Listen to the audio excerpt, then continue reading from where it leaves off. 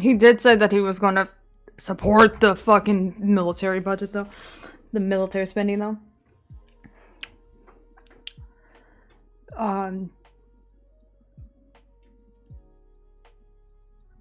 It's just fucking wild how much money we put into the fucking military.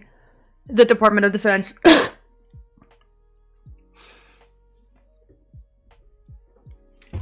More than our housing, more than our education. Housing,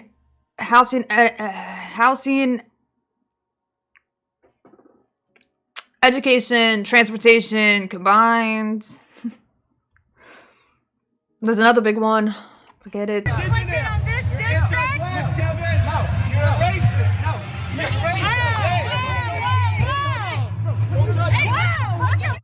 What are you doing?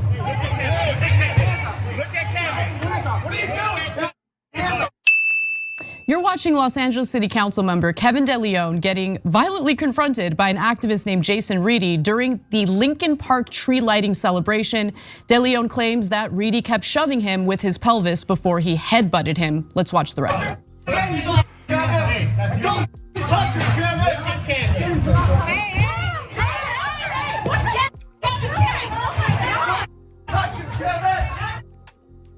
Now, Reedy, the activist you see in Kevin De León's face, is an activist and organizer with a group in Los Angeles known as the People's City Council. The Los Angeles Police Department is now investigating the matter. Both parties have filed police reports, and both parties, of course, claim that the other party was the aggressor here. But my view of this video and what transpired is pretty clear. Before I give you my thoughts and some more background into this story, I want to go to you, Cenk, and get some of your thoughts on what we see in that video. Yeah. So we're from the left wing, and so we should be predisposed to agreeing with Reedy in this case. And Kevin De León is someone we ran a campaign against when Allison Hartson ran against him for Senate in California. So no love lost there. I have eyes though. You guys have eyes, you can see the video, right? So when the activist is up in his grill with a lot of people around him and they're still in public, I might not like that tactic, but I think it's kosher, okay? I think it's fine. When the activist pushes past an entry point there where they're trying to get him out of public, it's obvious, and he shouldn't.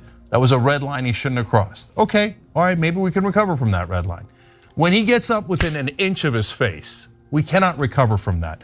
The activist is clearly wrong. Okay, we'll talk about all the feelings that are hurt about that. And then you see on the video, you can call it a headbutt. You could say lightly touch his head to De León's head, but there is no question that Reedy initiated the contact. Again, if you think there's a question, you can watch the video. You can come to your own conclusion. A lot of people watch that same video. It's a Rorschach test, and they come to completely different conclusions, right?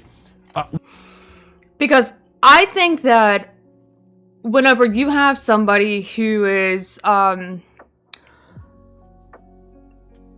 refusing to leave his post, even though the public has demanded Kevin De León resign, as he continues to fulfill his role as a city council member, a disgraced one at that, he is going to have run-ins with the grievance constituents who are demanding that he take the proper steps to remove himself from public. Whenever you're a disgraced public figure and you refuse to leave your post, that is adding insult to injury to those who are most affected and who are speaking from a place of righteous indignation. And yes, sometimes there are moments of interactions that transpire into something a little bit more physical. Nina Turner also shitted on the activist.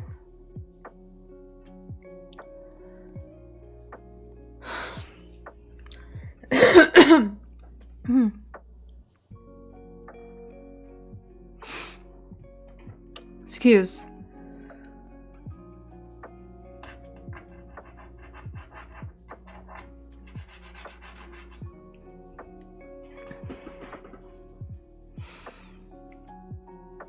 I think that whenever you're not the perfect leftist, what I saw was Reedy clearly touched DeLeón first, okay? And then when that happens, at least with the head, right? And when that happens, DeLeón then wrestles him back. Not guilty. Okay, we'll give you the rest now. Yes, okay, so I actually want to repeat what I said in the lead to the story. So DeLeón is accusing Reedy of first thrusting his pelvis at DeLeón, which you can't see in the video really because of the fact that there's a bunch of people swarming DeLeón. You can't see their bodies, but you can see a few things. So I want to go to 2 screenshots, beginning with this one. This screenshot shows DeLeón. This is after he had tried to get away, right? They went through a doorway, and Reedy followed him. DeLeón, you can see clearly he's got his hands up. He's trying to get away from the situation. He's not trying to escalate it further. Let's go to the next one. This next video, I think, shows the clearest evidence we can see of, Reedy touching DeLeón's head, because DeLeón, of course, accuses him of headbutting him. And I took the moment in the video and slowed it down just to kind of see it in slow motion. You guys can judge for yourselves. Let's take a quick look at that. Let's keep our mics up though. So you can see, yeah, I mean. No, it's Reedy. There's no question it's Reedy. Yeah. And so after that, DeLeón did what I think, listen, when someone puts their hands on you or touches you, makes physical contact in an aggressive way, I believe you have the right to defend yourself. And no, the guy you don't believe that. That's just a fact. It's a fact. No, absolutely. And so, listen, if you've been following local politics in Los Angeles, then you're privy to some of the tactics that this activist group has been using. It's been getting increasingly violent. It is not effective. I think it's super counterproductive to anything the left actually wants to accomplish here. And what have they done? What have they done?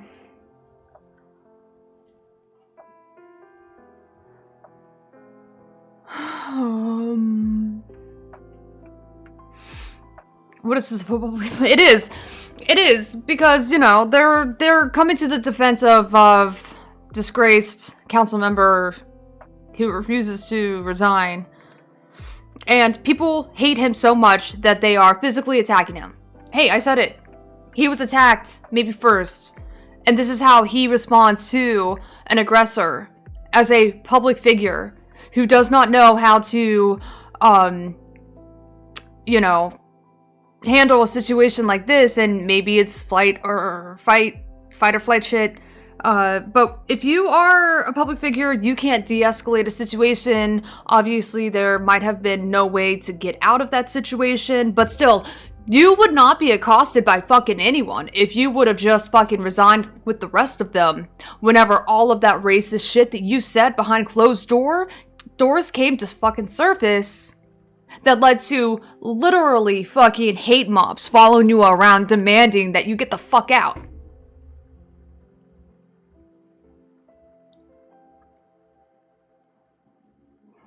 Amy, what the fuck? What?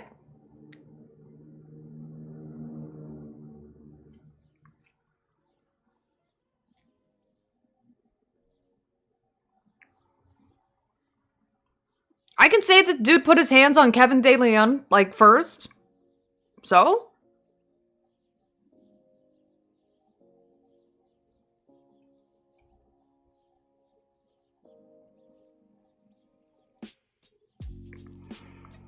Again, context, Kevin had already seeded other activist phones and pushed one before this vid, so tensions were high.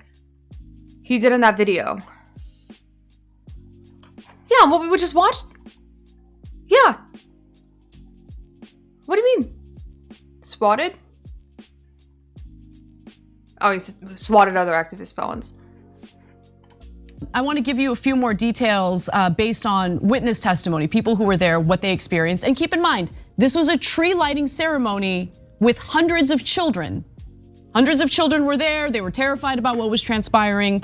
And then, Anna, before you give all the facts, I just want to say afterwards, I'm going to explain what the standard should be for aggressive left-wing activists who want to do the right thing. Because we have to be constructive about how the right way to approach this is. So we'll do that at the end of all the facts. So according to the Los Angeles Times, which in my opinion never loses an opportunity to provide cover for the activists, that's what I've noticed in their reporting.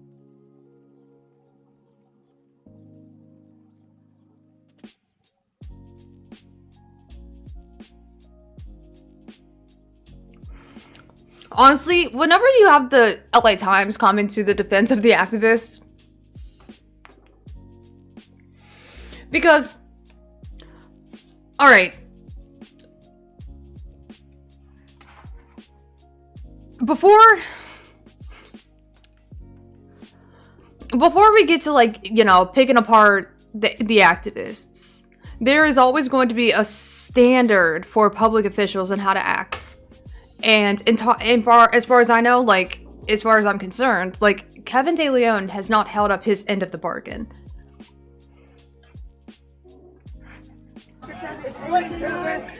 Oh, don't push me, Kevin. Don't push me, Kevin. Kevin, what is going on, man? Why you gotta get aggressive? Why you gotta get aggressive? Why you gotta get aggressive? Stop, bro. Kevin, what the? What are you doing? You can't push it. Kevin, you can touch.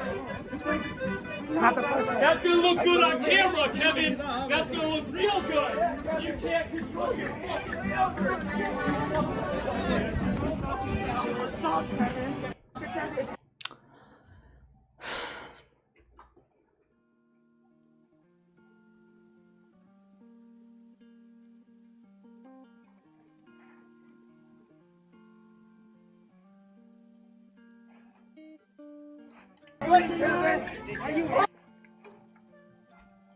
Huh.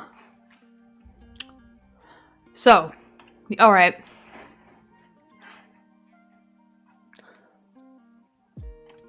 In this case, luckily, they spoke to some of the witnesses, including Alan Ochoa, a DJ at the event, said he was DJing when a group of about 5 people walked in and started shouting, "You're a racist," at De León. Ochoa said De León got off of the stage and tried to walk away, but the group started getting into his face. Soon after, he said, children started to cry and run. He also told the Los Angeles Times, quote, "If you're going to be proving your point, do it outside. Don't go in there and mess up a whole community event. As it is, we live in a low-income community, and these guys are coming here who don't even live there, messing it up for our community." Now, the allegation regarding racism has to do with the tapes that were leaked. The Los Angeles City Council members who were having a private conversation, that conversation was being secretly recorded and it was leaked. That conversation was disgusting and racist, mostly because of what former LA City Council President Nury Martinez was saying. She eventually resigned and stepped down, as she should have.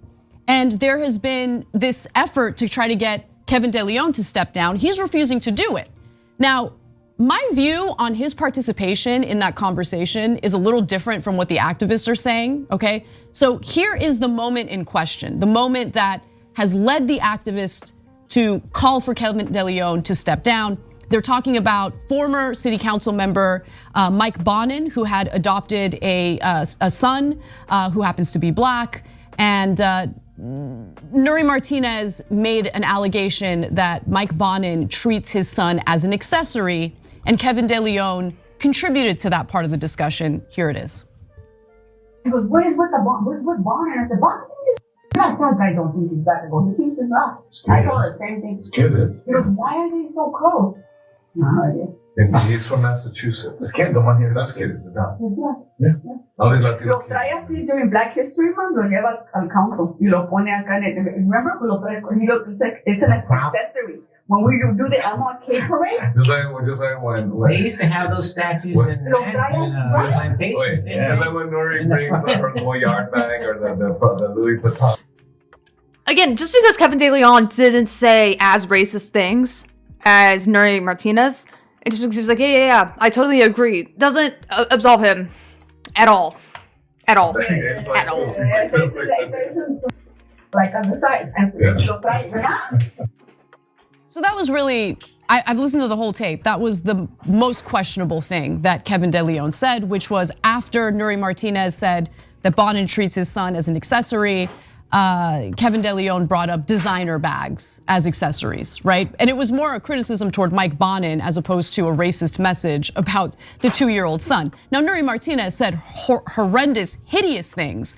But the other thing I want to bring up is, it is fascinating to see how the activists pick and choose who they're going to target and attack. Now, Kevin De León was elected into the city council. During these city council meetings where people get to engage in public comment, Latinos living in his district have gone up and said, we don't want him to resign, right? So his term is up in 2024.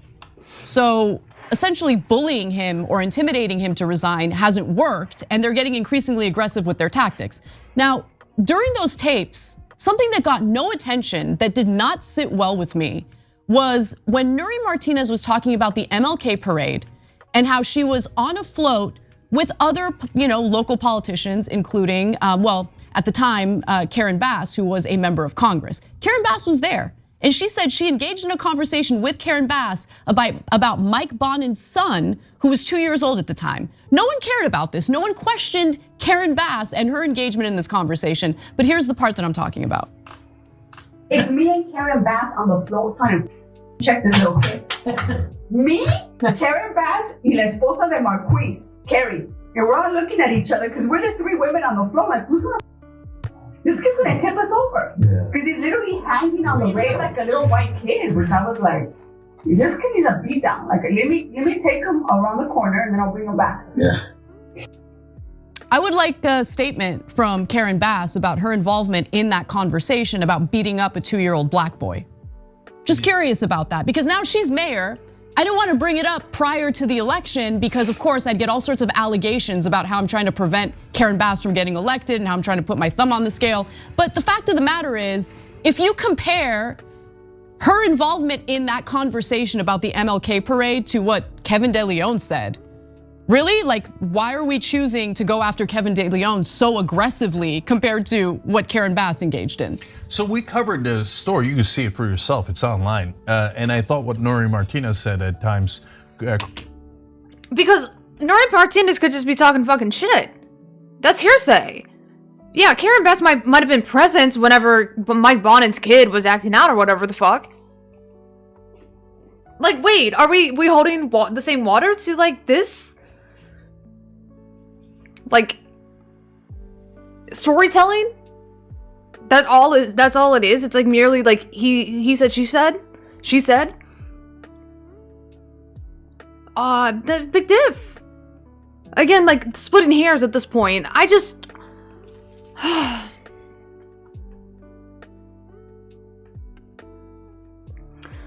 but still they didn't catch Bass on tape. Too bad. So sad.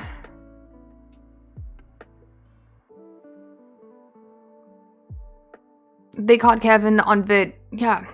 I mean, look, we're all fucking fucked up people. We fuck up, we grow. We fucking learn from our mistakes, or we don't.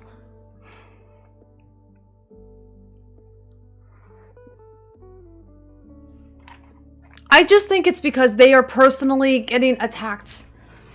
I think that it's they're getting personally attacked. Like,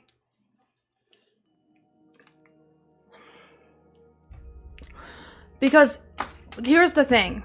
Whenever the movement that we are seeing on the right starts to get more severe and more aggressive, we kind of have to respond in kind, I think.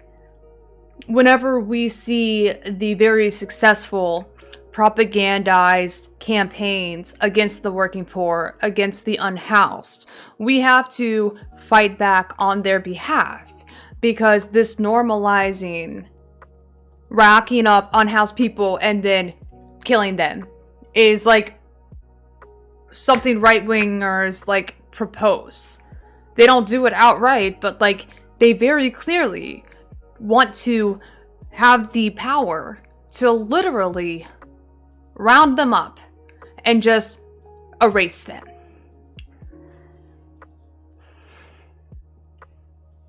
And because most people do generalize unhoused people based on that one bad experience,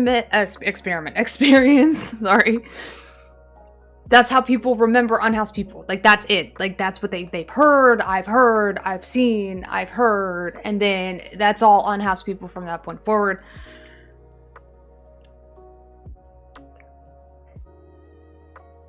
And so, like, you know,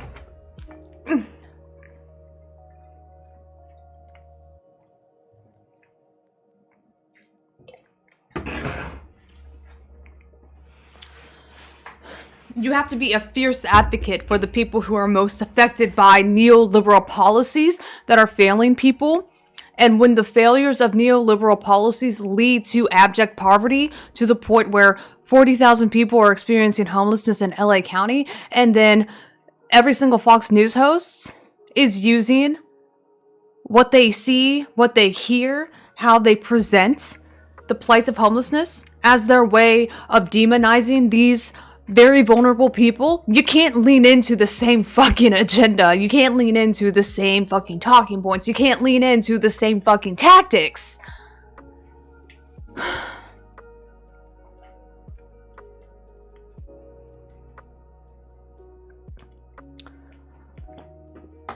And they think it's really, really unfair.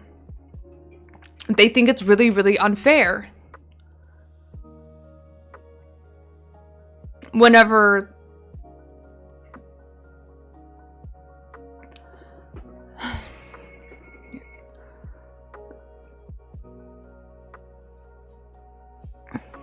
why are you laughing, some daddy? What the fuck?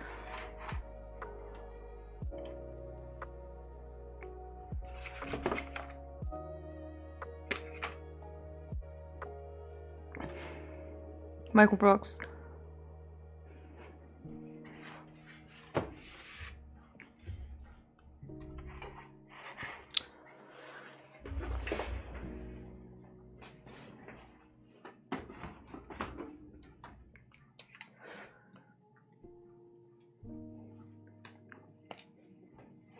So, like, I guess it comes down to TYT. They are really focused on electoral politics and not really social activism. They're not really getting too specific. They're not looking at boots on the ground. They're not focusing on grassroots organizing. And so that's where they're outflanked. That's where they get shit. They aren't tapped in to organizing efforts. And in order to be tapped in, you have to have a better understanding of just how many people are suffering.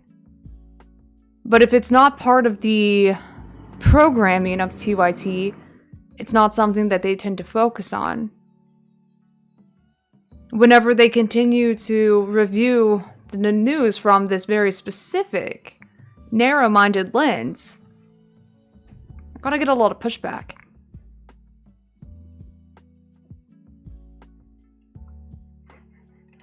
Crossover into racism. Of course, yeah. But at the same time, here in that portion of the conversation, she's talking about how her and Karen Bass, who's black, agreed that they need to check the boy. That they would take the boy around the corner and check him, etc., because his white dad was not doing it. Okay. Now, whether Karen Bass actually said that, we don't know, right? Because it's relayed to you through Nuri Martinez. And so I wouldn't say Karen Bass is definitely guilty, but I'd ask her a question about it. And in these activists that are up in everybody's faces, I never see them up in Karen Bass's face. I'm not, and by the way, don't. Okay, there's the right way to do it and wrong way to do it. But Anna's right, for some reason, Karen Bass, who could have been a central figure in this, is not at all discussed. But DeLeon, who was in the room and made a comment about Gucci or something, Louis Vuitton. Yeah, when he was talking about Mike Bonin and not the kid, is somehow like the worst of the worst. That doesn't make any sense at all. Now, if you say, hey, I don't like that DeLeon was in the room and he didn't speak up, that makes sense, okay? And that's a perfectly valid opinion. If you think DeLeon should resign, perfectly valid opinion, okay? And we can agree or disagree about that. But by the way, for a lot of these activists, it has nothing to do with that event. They were doing this stuff well before. It's because they disagree with them on policy, on homelessness and crime, etc. So they're using this as an excuse to just go further. And Reedy has had, confrontations with De León in the past. In March, he was verbally challenging De León during an outdoor event when the councilman reached to cover Reedy's cell phone camera with his hand, just covering the cell phone so he wasn't filming it anymore. At a downtown event months later, Reedy was taping him again. It's just constant confrontations with De León, right? That has continued to escalate, and it escalated to the point where we showed you with this, interaction at the tree lighting event. Now, going back to what happened, what transpired just a few days ago, a social worker who was present at the event and identified himself only as Giovanni for fear of retaliation told the Times that he saw Reedy unsuccessfully try to headbutt De León. Jennifer Barraza, De León's chief of staff, said that amid the melee, Reedy clipped her in the chin with his elbow. Reedy's attorney has denied that this has happened, right? Mm-hmm. And I don't think she's saying that he did it purposely. It's just they're in an altercation, and because of that altercation and because of her close proximity to it, he elbowed her chin. Now, at one point, actually, let me open it up to you because there's other contextual information that I want to provide the audience so they kind of understand what's going on here. Because I think the way it's being presented right now is, here you have a run-of-the-mill Democrat. We've been critical of him for various reasons, right? Mm-hmm. And look at these innocent, wonderful activists who are doing nothing wrong, and then they get beaten up by Kevin De León. But no, that is not what's happening. Yeah. I think the tactics that they've been using and basically escalating over the last several months is incredibly toxic, is incredibly dangerous. And even when it comes to a newly elected city council member who they don't like, who just got elected, just got sworn in, they just engage in these intimidation and bullying tactics. Yeah. I'm sorry, but people's votes matter. Just because you don't like that person who just got elected into the district she got elected in doesn't mean you get to go terrorize her. Yeah. So look, guys, on the tapes, they also brazenly, openly talked about corruption, but no one gives a damn about that. Of course. That to me is a massive toxic issue, but the activists don't care about it, even though they're left wing. I don't get it. Certainly the media never cares about it, and the establishment loves it. So that's somehow not an issue. Okay, but I don't. We ran a race against De León, right? I got no interest in De León. I see national headlines now about how De León attacked an activist. I watched the video and I go, wait. Who attacked who? What are we being serious here? So no, I don't accept this at all. So I want to tell you what I think is the right thing to do. Guys, we need civil disobedience. That doesn't mean what the mainstream media and establishment Democrats and Republicans want, which is civil obedience. It doesn't mean that. You should not be obedient, okay, to the powerful. On the other hand, it also does not mean uncivil disobedience. Martin Luther King didn't say, get in the grill, man, okay? Martin Luther King said, have the courage to walk where they tell you not to walk sometimes, okay? But by the way, he also clarified that he was always right on federal law. Martin Luther King was, and the civil rights movement was. It was actually the local sheriffs that were breaking the law, okay? And so yes, you can say, hey, we're gonna take over this area. We're gonna tell you ahead of time. We've done civil disobedience. We've done it with Democracy Spring and many other things. And we train people before we go out there to make sure that nothing physical happens and violence doesn't break out. Because if violence does break out, not only are you then on the morally wrong end of it, but you've also done something terribly counterproductive. It doesn't take courage to throw a punch, it takes courage to take a punch. They didn't cross the Edmund Pettus Bridge looking to tackle the sheriffs on the cops. No, they were doing a peaceful march when the cops ran into them and did that cavalry charge on them. Yeah. And they had the courage to withstand that, not to go provoke it. Okay. Well, it's interesting that you bring up that point because fairly recently there was an incident involving recruits for, I believe, the LAPD, if I'm not mistaken, possibly the sheriff's department. But nonetheless, they were new recruits who were, training to become law enforcement in Los Angeles. And during a morning training exercise, as a big group of them were jogging, a man ran them over. That's being investigated. We don't know if he fell asleep behind the wheel. We don't know if it's intentional. Again, it's being investigated. But when the Los Angeles Sheriff's Department had tweeted about it, and bunch of recruits, like young men, got run over by this guy. Some of them are still in the hospital. The People's City Council responded to the Sheriff's Department tweet about it, saying, "Please let us know how we can bail out this hero." That's who they are. So when you mention the non-violence component of it, no, they like the violence, they encourage the violence, and they see the recruits getting run over as a good thing. The person doing it is a hero in their minds. And these are innocent people, they're recruits, they're not even cops yet. It's like they. So guys, when we cover the right wing and you show violence, like even as a giant attack like January 6th, we clarify, yes, but does that mean?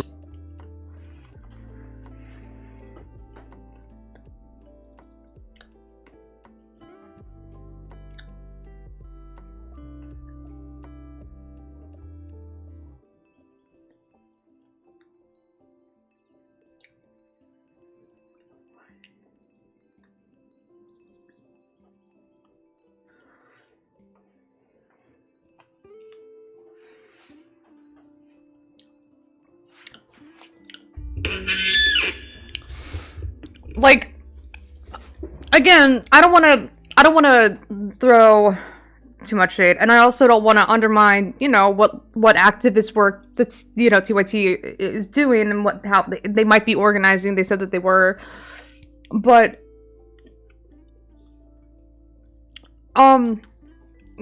like the reason why accounts I would venture to say, like, the People's City Council would say something like that, like tongue in cheek, is their awareness of the Los Angeles sheriff's gangs, the LASD gangs, and like even if they are not yet cops, like, one day they will be.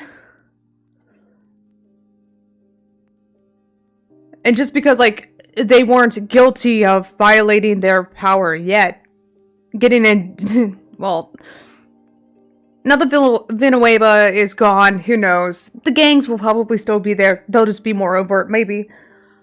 Again, it just goes back to, like, having a little bit more awareness of just how badly people are suffering here, I think, makes all of the difference in the world. The camera clearly shows it. Regardless, the guy didn't do it on purpose. He did fall asleep. The camera clearly shows it.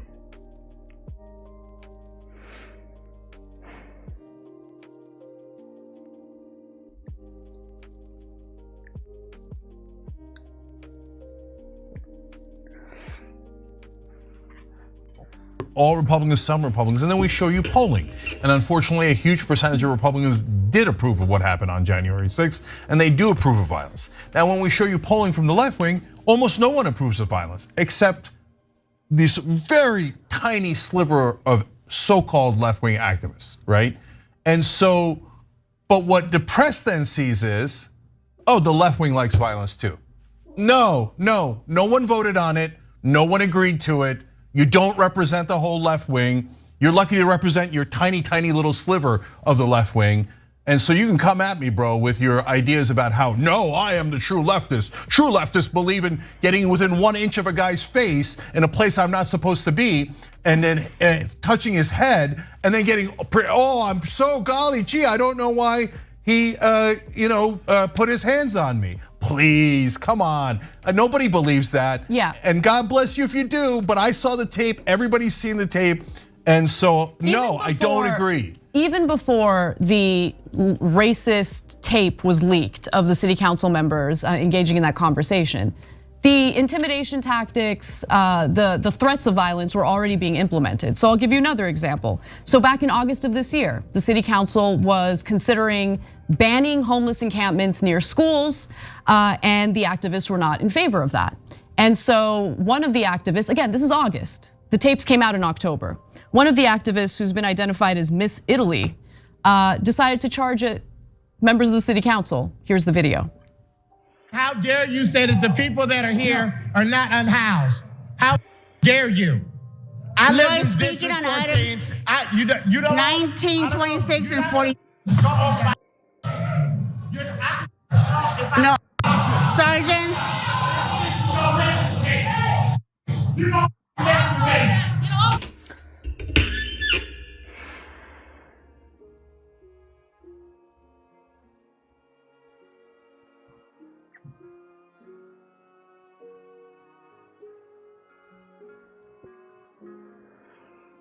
I am so afraid for all members of city council right now. Because while yes,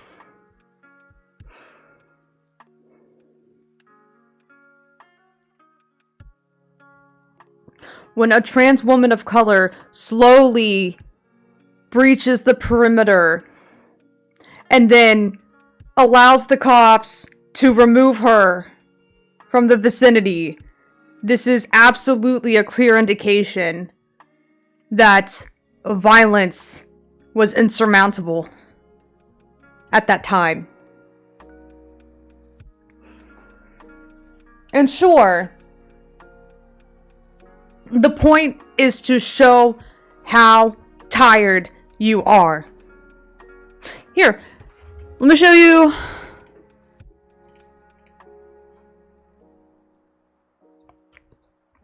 how, you know, you if you want be a model citizen, this is how you should have handled this, Miss Pearl. Resources contend and is their only option for a sense of humanity. You can try, you just keep on trying or whatever, you know, and just keep on trying. That's what makes a person. But it takes a lot out of you to continue to try.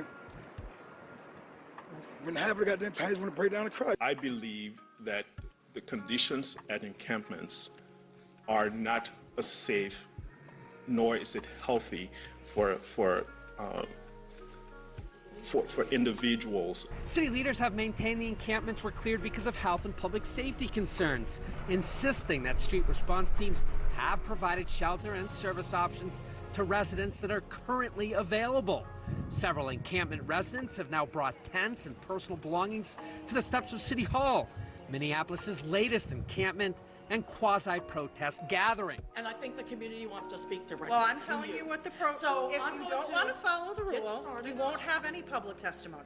The crowd eventually bringing a hasty ending to the meeting following a rowdy vote on homeless budget funding and ongoing Hennepin County cooperation on the issue.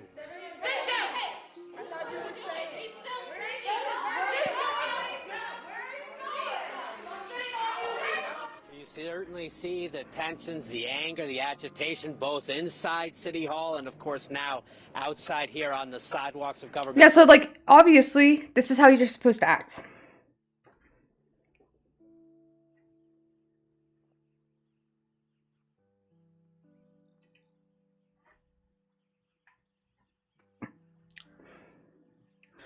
Trust me, you can get your point across without resorting to violence. Look at this model citizen.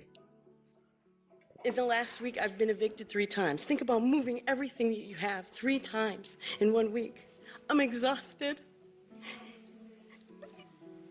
All of us have a right to be housed. This Minneapolis Housing Committee getting an earful.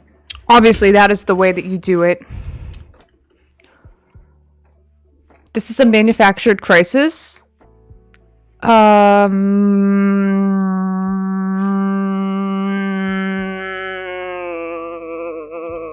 That's like one of the worst right-wing talking points you could ever say. Unless you get a little bit more specific and say this is capitalism.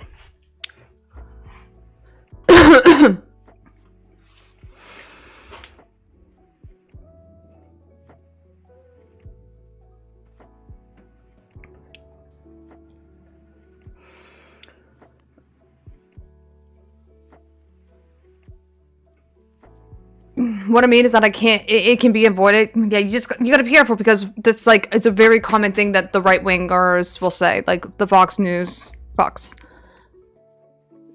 they call it a manufactured crisis all the time.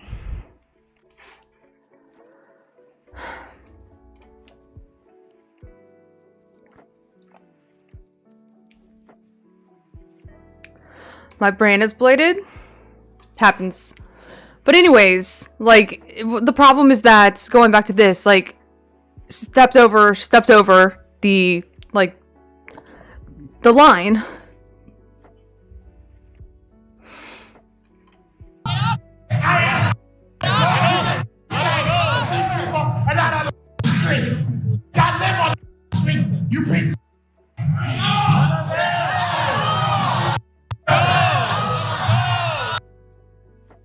And I want to also draw attention to the swearing-in ceremony for Tracy Park, a newly elected city council member who was elected on the west side of Los Angeles. Newly elected, just got sworn in.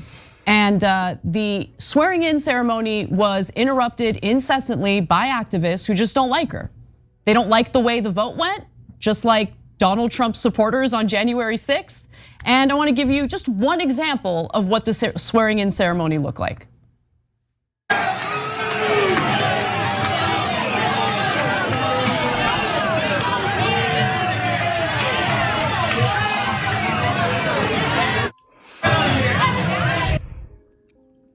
That's literally civil disobedience. Yes, it is.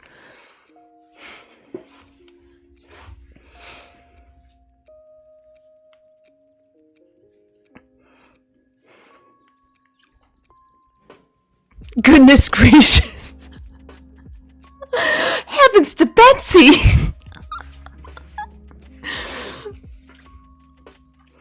Ted Wheeler walked out of a public comment hearing the other day because an activist went 1 minute overtime. Happens.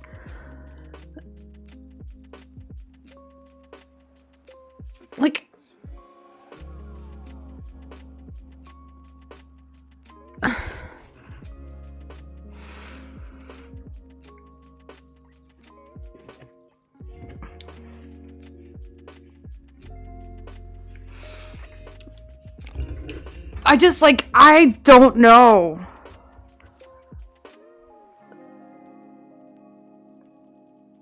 What's the end? What's the end goal here? What's the angle? Like, to like go out of your way to try to make a comparison between the heavily grievanced activists who are at the end of their rope, who are literally dying. They're watching their friends die. They're experiencing homelessness. They are getting pushed out of their homes. There's nothing for them. So many people in LA, nothing for them in terms of like a fallback plan. There's no social safety nets in place. Like, get this, the city of LA, actually I believe it's at the county level. At the county level, there were three housing organizations who had to forego money, federal money, because they didn't spend it in a timely manner. If you want to know why, it's because they cannot use what little public money that is given to them in a meaningful way, because what they are trying to use the money for, Section 8 housing vouchers, landlords won't accept them. And so no public housing that is getting built within a reasonable time frame. The HH8H units are so inadequate. People are fucking dying at a higher rate on the streets of LA than any other major city. This is where people literally come to not just experience homelessness, but die while experiencing homelessness. And like, I get it. Some people just can't be bothered to like really get in there and fully understand how badly people are hurting. But if you can't be bothered to really, really, really try to walk in somebody else's shoes, like, maybe don't go out of your way to try to. And look, TYT, I appreciate their support in the past. We don't need vouchers or new housing. All we need is a use it or lose it law. So like the vouchers, are you saying like for private housing? So like a use it or lose it law is not going to be helpful because we know that in terms of like regulations, government does not effectively regulate the privatized housing market. They are really bad at it, in fact. And so even with like a vacancy tax or rent control, there are plenty of workarounds.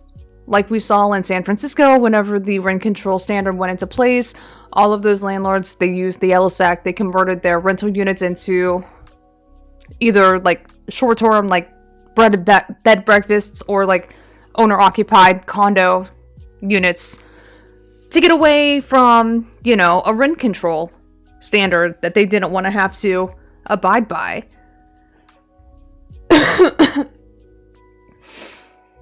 So like they'll always find a way to like skirt regulations. We have to literally expropriate units from them.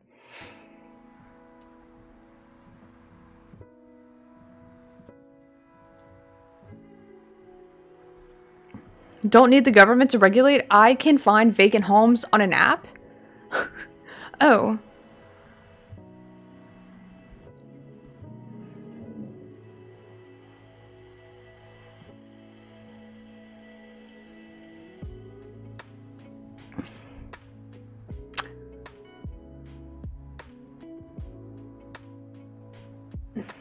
So, you just think that if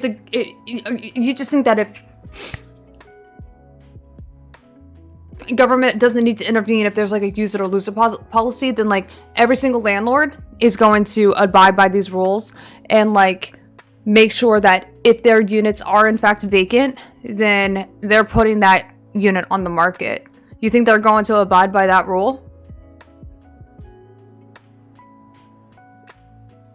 And again, how are you going to know?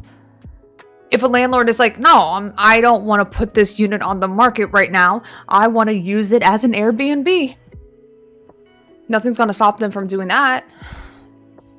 And that's cutting into the available supply of rental units. That's literally taking it away from the current inventory. Or let's say that, you know, times are tough right now. We saw this in New York, actually. We saw this in New York where there is a little bit more rent control units in New York.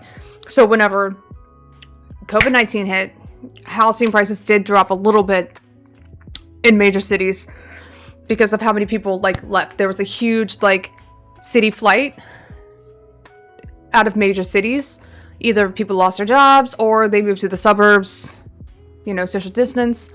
And you know, the price of one-bedroom apartments started to drop in New York, and those units that were rent control units, landlords just took them off the market altogether instead of putting them back on the market and then a renter locking in that deflated price that would then be set at that rate because of the rent control standards that are in place in New York that made landlords just panic and take those units off the market altogether.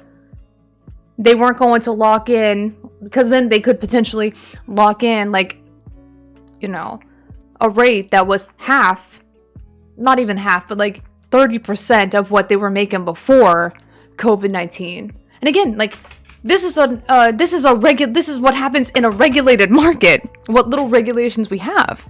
There's still plenty of opportunities to skirt regulatory standards.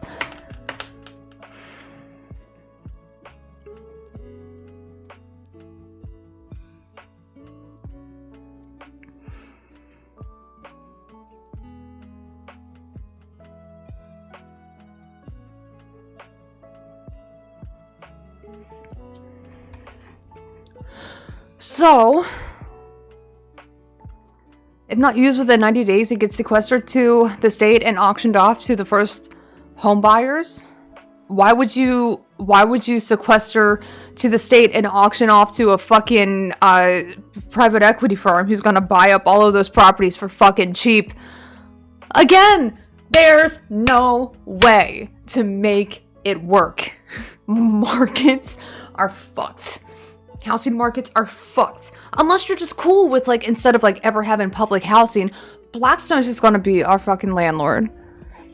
I don't understand why people are like, oh no, public housing is so scary. Literally, if the fucking Wall Street entities and the big banks get their way, they will own all of the homes on the market. They will buy all of their homes on the on the buyer's market and then convert them into rental units. They will take the remaining homes that are available for sale, buy them, convert them into rentals. We're already seeing this with JP Morgan. JP Morgan is already making a multi-$30 billion investment into build-to-rent homes. Build-to-rent homes. So JP Morgan is literally helping to finance single-family dwellings that will automatically be on the rental market. And those are the types of projects that big banks and other financiers on Wall Street, they get behind, because a home is a speculative asset. It is an income producing asset. Banks are starting to buy up homes to use as leverage, to collateralize on their capital. Or their debt, rather. Sorry. Alright? So, like,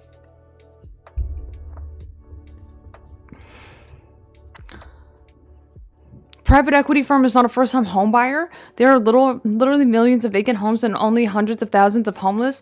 Buying all the vacant homes would be a huge loss. Again, like, you're talking about regulations that will have to be, like,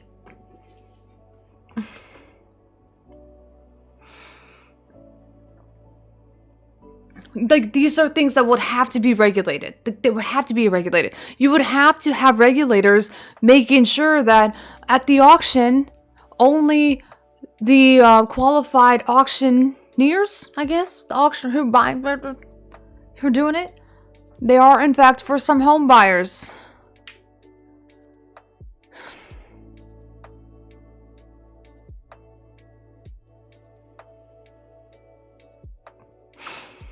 California alone has over 1 million vacant homes.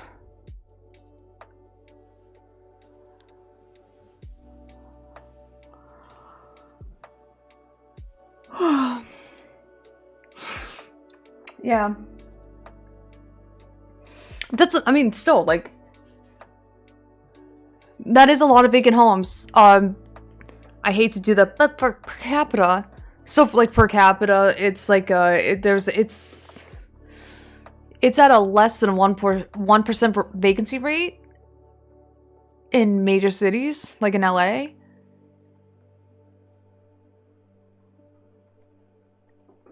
You have like,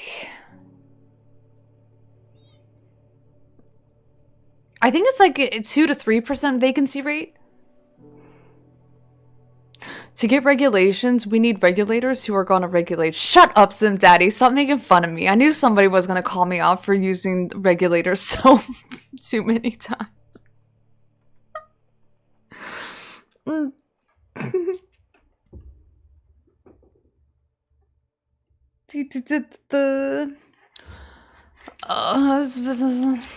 I overate.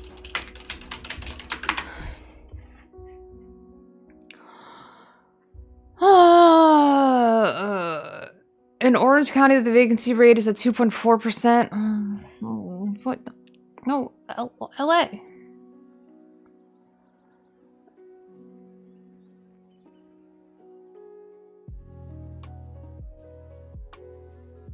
LA County's at 3.5%. But what about LA?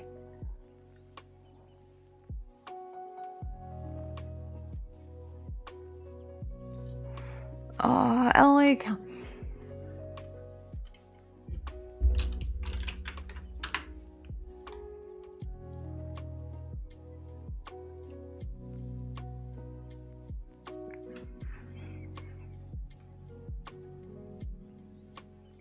Los Angeles County, the vacancy rate for multifamily housing fell to 3.3%, so it's anywhere from like 2 to 4%. Like, there's usually less vacancy. Like, there's a lower vacancy rate for multifamily.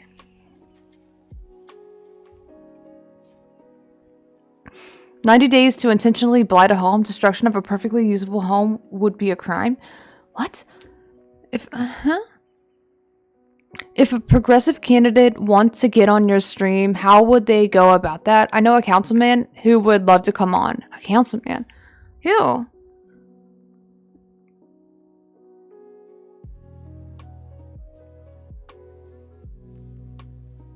I just don't understand. Like, here's like the thing.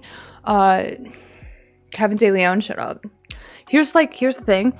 Why would you want to go through the process of like having to hire regulators to oversee this process from start to finish? And obviously it's you know, for the purposes of like giving opportunities to non-qualifying interested home buying prospects. But no matter how you spin it, we will never be able to equitably distribute housing to every single person, because then our housing market loses all of its value. If every single person had access to home ownership, the value of existing homes would fall dramatically, right? Isn't that the purpose of like wanting to own a home, is to be able to accumulate wealth so that you can pass it down generationally? There is just no way that we can maintain our current housing market.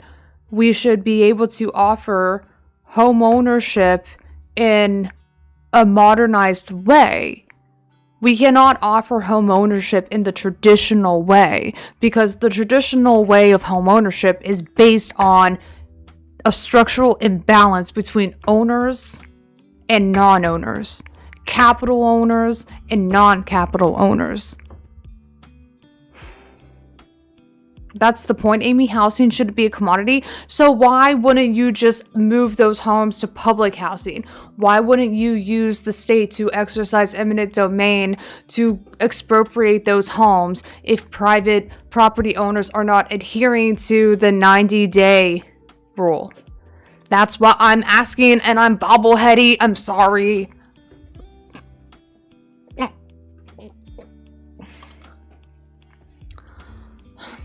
I want a crashed market.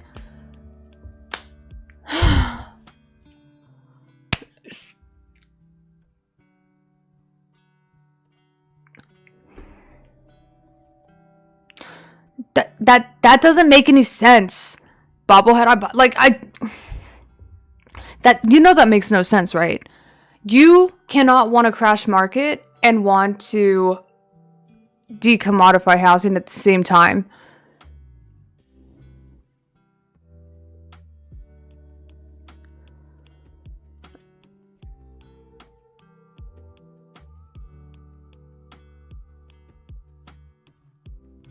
Okay, so you do want the state to buy the...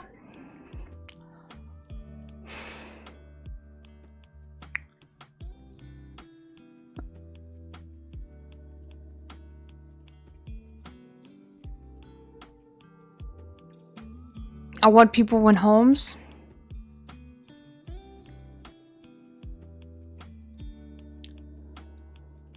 Okay, because I hate the implications of a crashed market, because a crashed housing market means that people lose their homes and they're ejected very quickly. Once you hit fucking default status on that mortgage, you're fucking out. And I don't want that to happen either.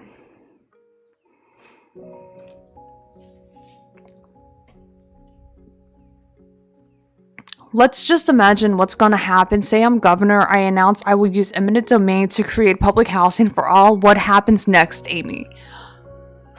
What happens next?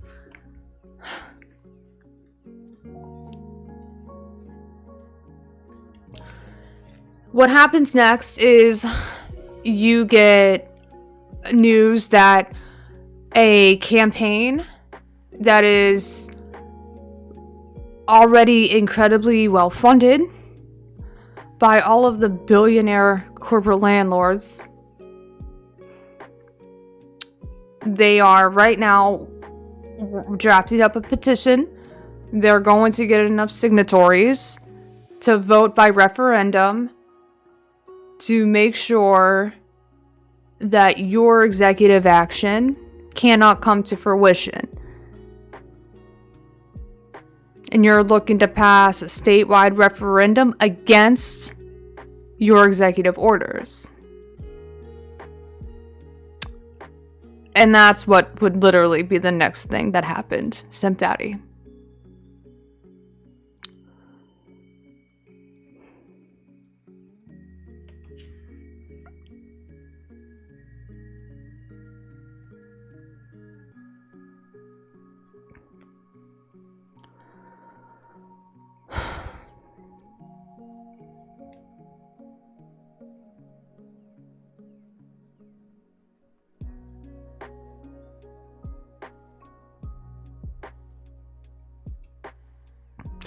The Supreme Court will stop it?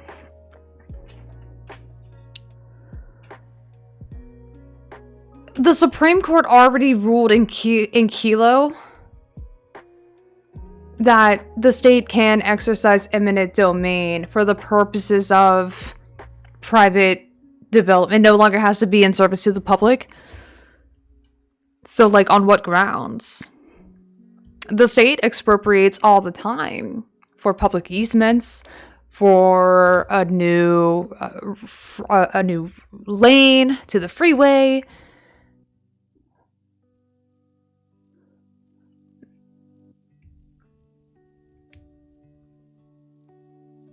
They'll just make shit up, but yeah, they're gonna have to set a new fucking precedent, and that is going to give enough people enough time to kind of prepare for fucking battle.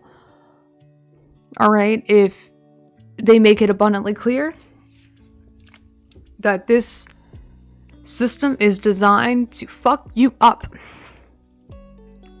I don't know. I would try to at least capitalize on that opportunity to let it be known. And do what you will with this information.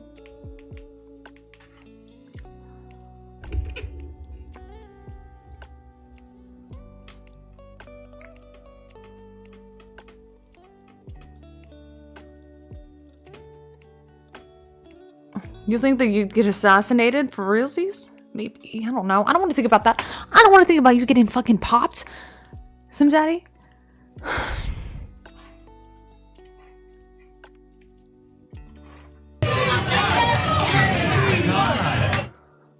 Apparently the votes of the people living in the west side of Los Angeles don't matter because the activists would prefer whoever candidate they were endorsing to fill that seat.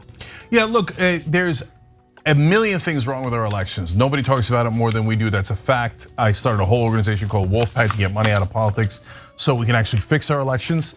But whether we like it or not, Joe Manchin has been elected as a senator of West Virginia, okay? The way that you get him unelected is not by headbutting him, but by organizing effectively to vote him out, okay?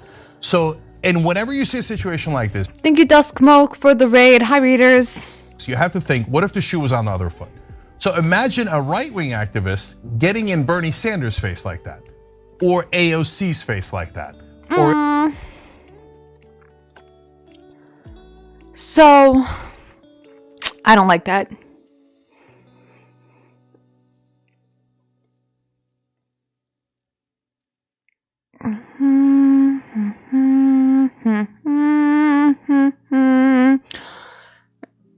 Yeah, these are two different things. Coming from a cozy stream to a housing stream. Yeah, I'm not always cozy, but I'll try to be. I'll try to be for the readers. It is a false equivalence though, because activists are targeting just objectively bad, regressive candidates. 5 of 5 ads. Hang in there.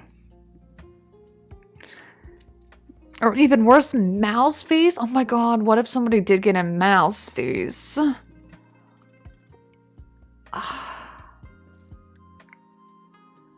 But again, like, I'm obviously, like, on the side of the activists.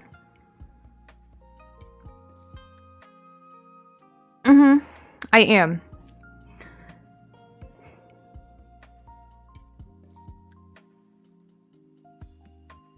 You know, like,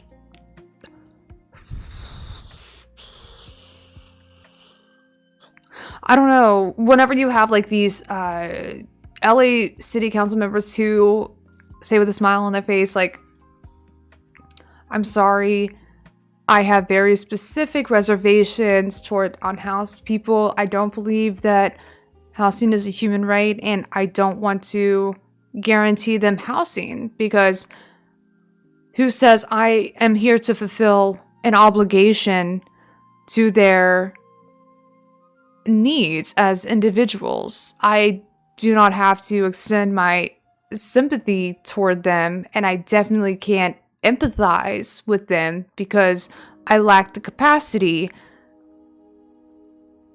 So I give 0 shits about unhoused people. Vote for me in the rich part of town. If you're mad that people show the fuck up and protest your fucking existence, I guess that's just what happens.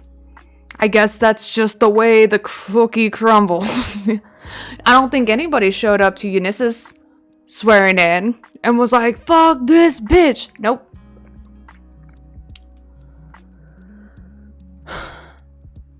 Peacefully advocating for extremely violent policies, sitting in a position of power, no less. Like, we're talking about sitting members of council. Sitting members of city council. What's the name you just say? I'm just memeing the fucking West Side councilwoman who got booed.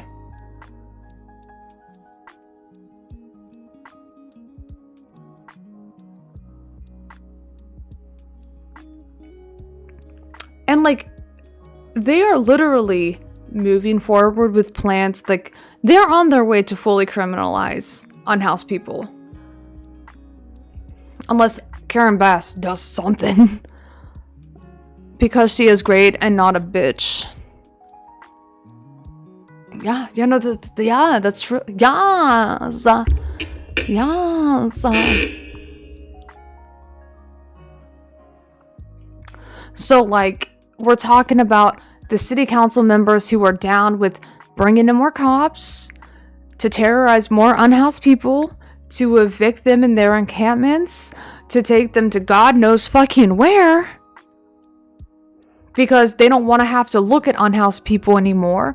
Well, you know, you should maybe rethink your entire position too if you think this is a good candidate who should be in a position of power whenever the consequences right now for unhoused people are so dire. We can't risk bringing in another anti-homeless city council member. We lost Bonin. We still have Kevin De León. We picked up Eunice's. That's great. We got rid of Mitchell Farrow. But still, we don't have a large enough consensus of leftist or, you know, candidates who are at least looking to alleviate some of the burden that is right now falling disproportionately onto unhoused people. Right when we say that, KDL calls the cops on Amy. What are you got the cops on? Wait, and who's the person who's like, hey, there's a city council member who would love to talk to you on stream? Who was that? Did they leave? They were talking shit. Who was actually a candidate in homelessness?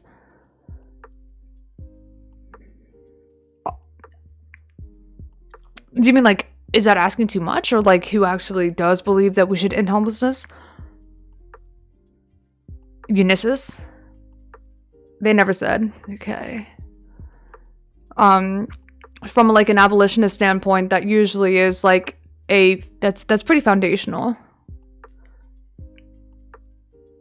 to abolitionist policies, community investment, and that includes the right to housing, giving people who are fallen on hard times, who are just housing insecure, adequate housing, the right to stay in their current housing, and the right to get into housing if they are now experiencing homelessness is key.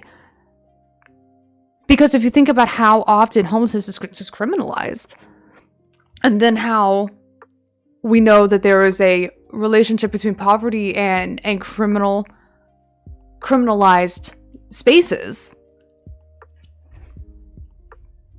housing is a really, really, really important key element in order to not just, prevent homelessness, reduce crime as well.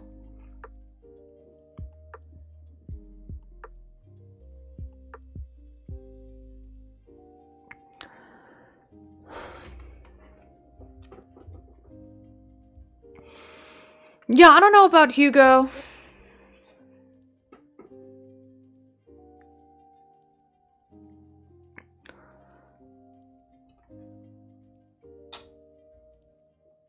Whenever somebody gives me Amy, is LA family housing a good thing?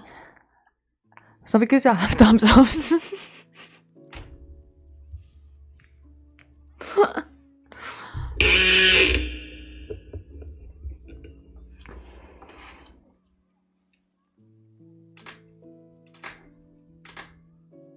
What?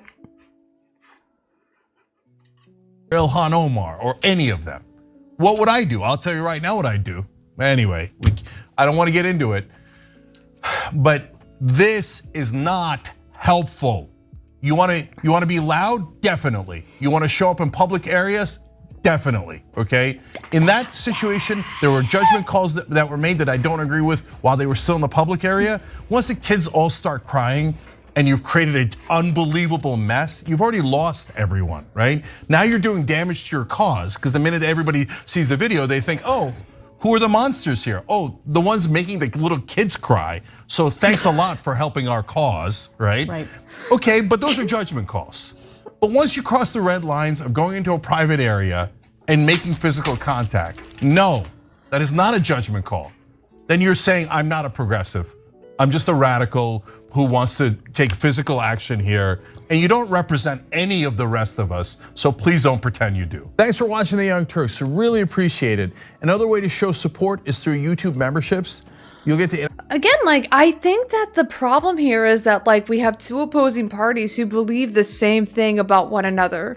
Jen keeps saying you don't represent the rest of us, and the other people are like, you don't represent the rest of us. And I just don't know how we can resolve this conflict.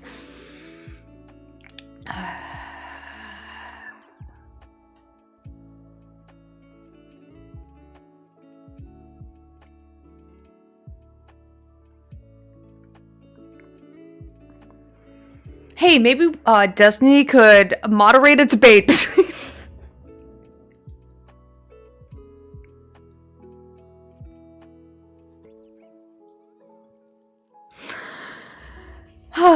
let's bring back the debate, bro arc. You know what? Fuck it. Let's have some fun. This beat is sick. I don't know. I just want to stick to video making. That's I just want that to be my online participation trophy. Please. They have a large network and should learn to be responsible about shit they don't know. I just don't think that they're going to ever sympathize with the very vocal minority who make them feel bad, who attack them. There's a pretty big overlap. There's it might be actually a circle of the people who are demanding that KDL resign, who do show up and they do protest the existence of these city council members, and the amount of hate that they throw TYT's way, excuse me. Because whenever you are, listen,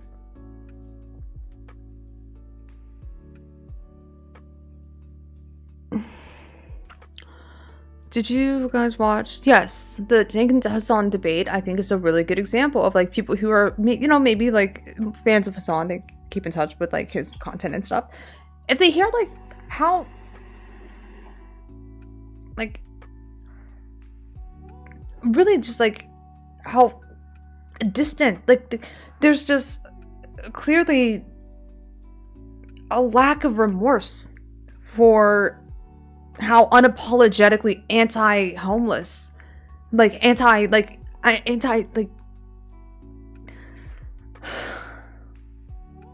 it's like, I don't want to say anti-poverty, I don't want to say like the, like anti-poor or like classist, but like the amount of disdain that Cenk has toward unhoused people, I think was jarring.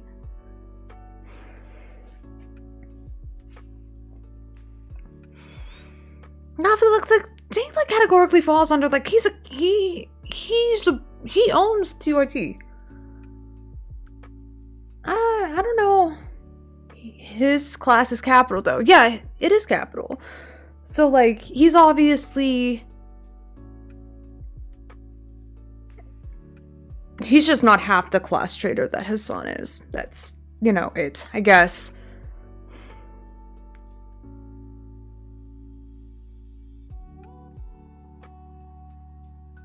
Maybe the one bad experience type thing probably got a scar.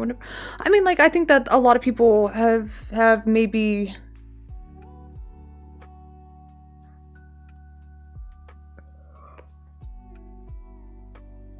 experienced like one bad thing.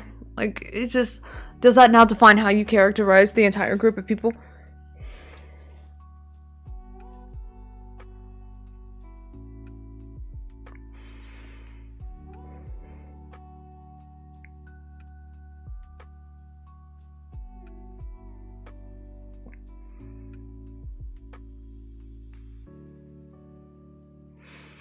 People have osteoarthritis. Yeah, I know.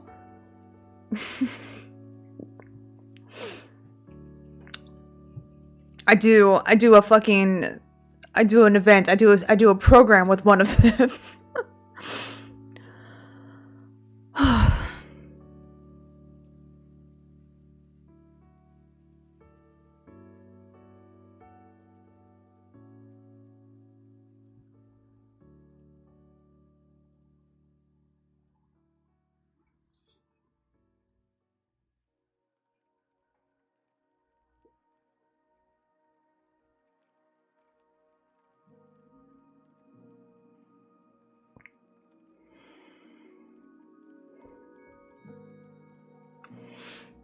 Class trader goes both ways. Engels was a class trader, yes.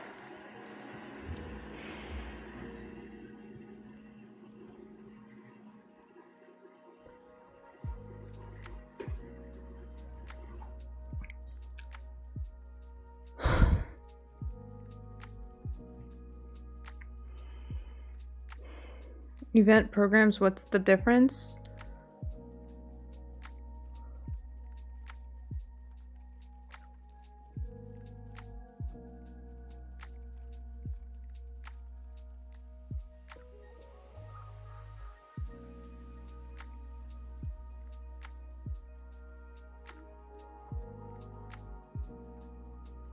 Socialism in one house.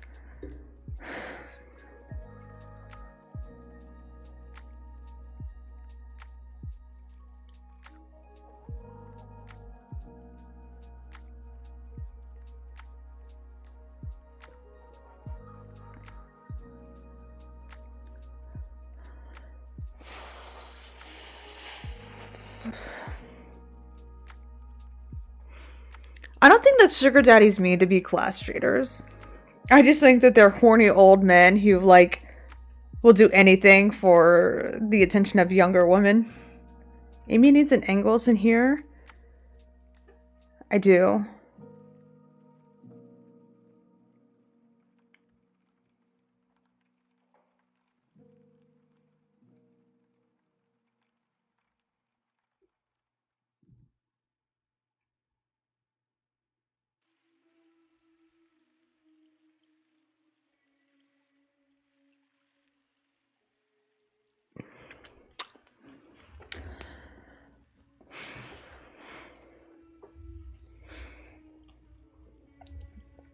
But can confirm as a splendid daddy?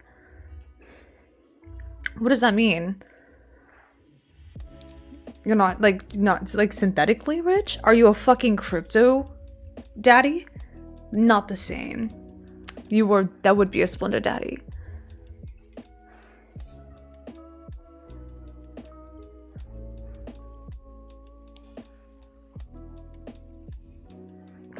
I remember, like, whenever I was just, like, a glass ceiling feminist, I was like, oh my god, I would never rely on a man for anything. I will always work super hard, and then, you know, I could never. Now I'm like, I would do anything for a sugar daddy. Except, you know, the thing.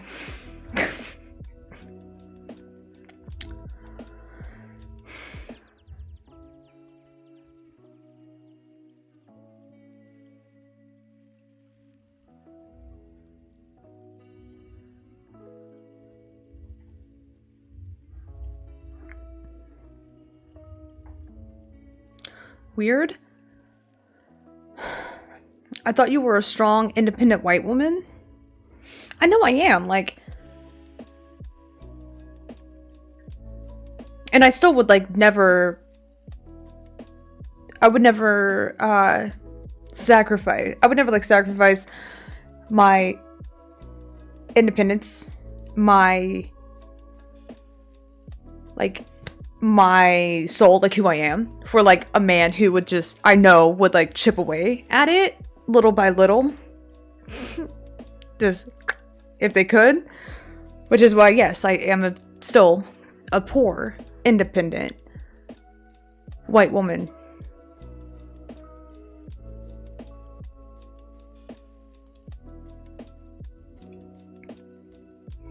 Literally one requirement to get a sugar, and I'm not willing to do that.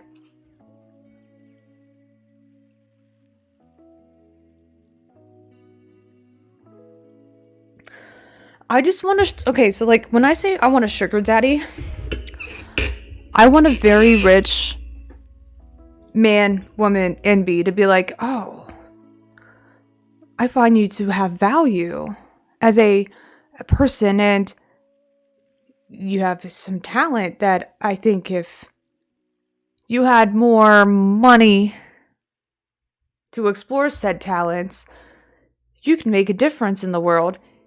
Here's $1 bajillion. Make me proud. I'd be like, yes, ma'am, sir. Bam. Wham. Amy, those sugar daddies don't exist. This ain't a Disney movie. But what if they did though?